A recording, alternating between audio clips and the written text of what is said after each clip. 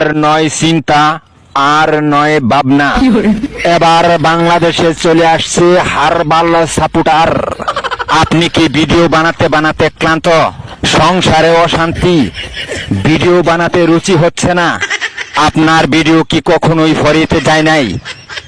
আপনার আইডি কি দিন দিন কঙ্কাল হয়ে যাচ্ছে?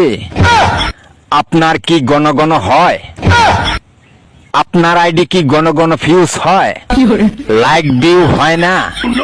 এক ফাইলই যথেষ্ট। আপনার আইডিকে করে তুলুন সুঠাম দেহের অধিকারী।